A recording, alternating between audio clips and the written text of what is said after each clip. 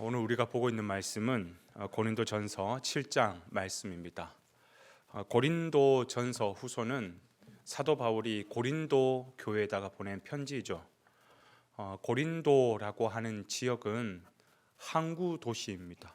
그리고 또 군사 요충지여서 군사 도시죠. 지금 지명으로 본다면 그리스라고 하는 그 해안 도시의 해안 나라에 있는 하나의 도시입니다.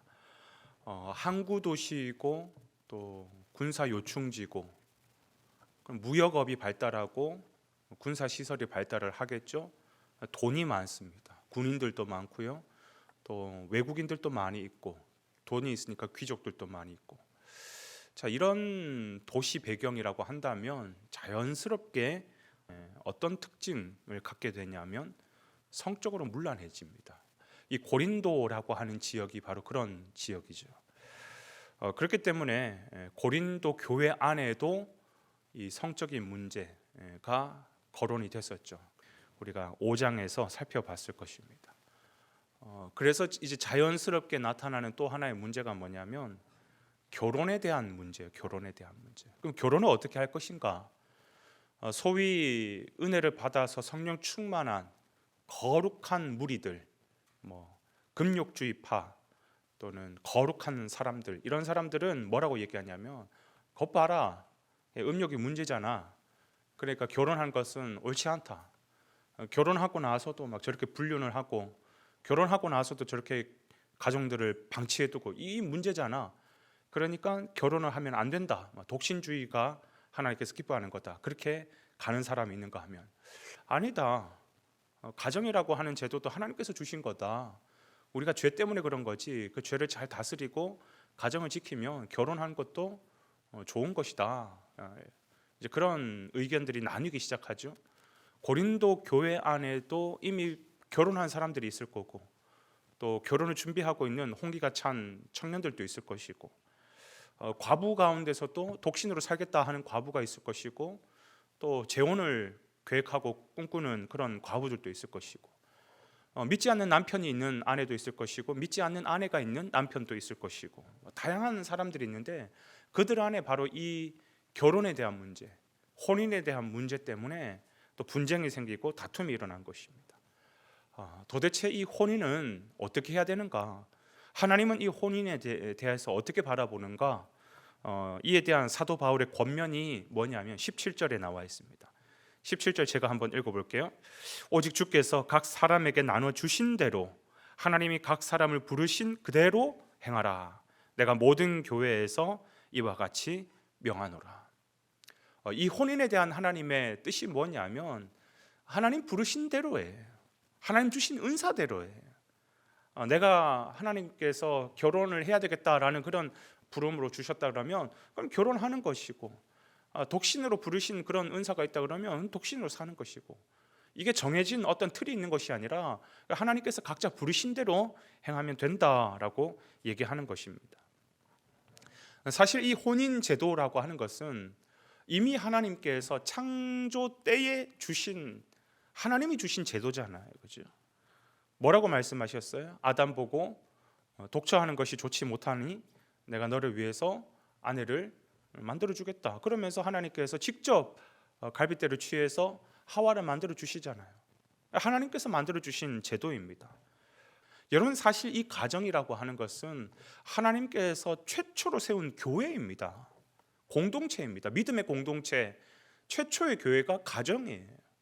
다시 말하면 하나님께서 이 땅 가운데 최초로 세우신 하나님의 나라가 뭐냐? 그게 가정이라는 것이. 그런데 이 가정이, 이 하나님의 나라가 인간의 범죄함으로 말미암아 와장창 깨지는 것입니다. 하나님은 여기에 마음이 아프신 것이죠.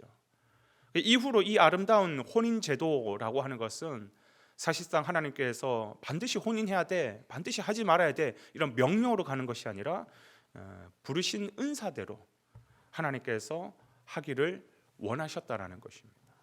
그래서 성도 가운데 하나님 은혜를 많이 받은 사람 중에 나는 결혼함으로써 안정적인 가정을 이루어서 하나님의 나라를 잘 세워나가야 되겠다라고 하는 사람은 결혼을 하는 거예요. 그래서 안정적인 가정을 통해서 그렇게 세워나가는 것이고, 그러나 어떤 사람은 나는 독신으로서 더 열정적으로 내 모든 에너지를 하나님 앞에, 하나님 나라에 쏟겠다, 그렇게 하나님 앞에 부름받은 사람이 있을 거거든요. 그런 사람은 독신으로 또 살아가는 것입니다. 독신이 나쁘냐? 그렇지 않아요. 어떤 사람에게 있어서는 결혼 생활이 더 힘들 수도 있는 거거든요. 오늘 32절부터 34절까지 보면 어떤 이야기가 있냐면, 결혼하지 않은 사람은 내가 어떻게 하면 하나님을 더 기쁘게 할 수 있을까, 여기에 전적으로 집중할 수 있는데, 결혼한 사람은 물론 하나님도 기쁘게 해야 되겠지만 어떻게 하면 남편을 기쁘게 해줄 수 있을까, 어떻게 하면 아내를 기쁘게 해줄 수 있을까, 여기에 마음이 빼앗길 수 있다라는 것이죠. 그렇기 때문에 전적으로 하나님을 기쁘게 하기 위해서 가정 생활이 좀 힘든 사람이 있을 수 있어요. 그런 사람은 억지로 굳이 결혼해야 되는 것이 아니라 독신으로서 하나님 부름을 받았다면, 그러면 독신으로서 그렇게 하나님 앞에 쓰임 받으면 된다라는 것이. 중요한 거는 뭐냐? 결혼을 하고 안 하고가 아니라, 결혼을 하면 죄냐, 하지 않는 것이 죄냐, 그게 기준이 되는 것이 아니라, 더 중요한 것은 뭐냐면 하나님 나라라는 것입니다.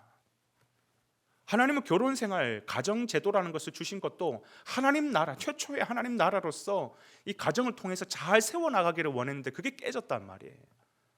결혼 자체가 하나님의 관심이 있는 것이 아니라 하나님의 나라에 하나님의 모든 관심이 있으신 것입니다. 단지 주의해야 될 것이 있습니다. 그게 뭐냐? 결혼을 해놓고 가정이라고 하는 하나님의 나라를 지키지 못하고 간음하고 음행하고 가족들을 방치하고 결국은 이혼하는 것, 10절 11절에 보면 절대로 하나님께서 그거를 하지 말라고 하셔요. 이혼하지 말라라고 말씀하십니다. 반대로 독신으로 살겠다라고 해놓고 음행에 빠져가지고 하나님의 뜻에 거스르는 삶을 산다, 8절 9절 말씀에 근거해서 이것도 절대로 하지 말라고 주님께서 말씀하고 계시는 것입니다. 다시 말씀드리지만 받은 은사대로예요. 가정을 통해서 또는 독신을 통해서 하나님 나라를 나는 이런 방법으로 더 잘 세워나갈 수 있을 것 같다라고 하면 그 받은 은사대로 행하면 되는 것입니다.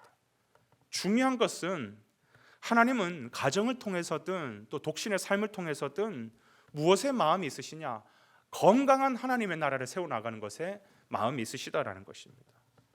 그러니까 하나님의 최고의 사랑의 대상은 뭐냐면 하나님 나라예요. 다시 말하면 교회라는 것입니다. 하나님의 택함 받은, 하나님의 부르심을 받은 하나님의 백성들의 모임, 하나님은 여기에 마음이 있으시고 거기에 초점이 있으시고 그걸 위하여서 독생자도 아끼지 아니하시고 하나님의 하나부터 열까지의 모든 관심은 하나님 나라에 있다라는 것입니다. 하나님 나라에. 그렇기 때문에 결혼을 했으면 했는 대로, 안 했으면 안 했는 대로, 또 앞으로 할 것이면 하는 대로 우리가 집중해야 될 것은 뭐냐면 하나님께서 최고의 사랑의 대상이라고 말씀하신 하나님의 나라를 나는 지금 어떻게 세워나가고 있느냐. 가정이 있으신 분들은 당연히 가정을 통해서 하나님 나라가 아름답게 세워지기를 마음을 쏟아야 되겠죠. 가정이 없는 사람은 없는 가운데서 하나님의 나라를 꿈꾸면서 또 아름답게 세워나가야 되겠죠. 우리의 모든 삶, 그리고 오늘 하루의 삶은 하나님 나라를 드러내는 삶이냐 그렇지 않으냐, 하나님은 거기에 관심이 있으시다라는 것이에요.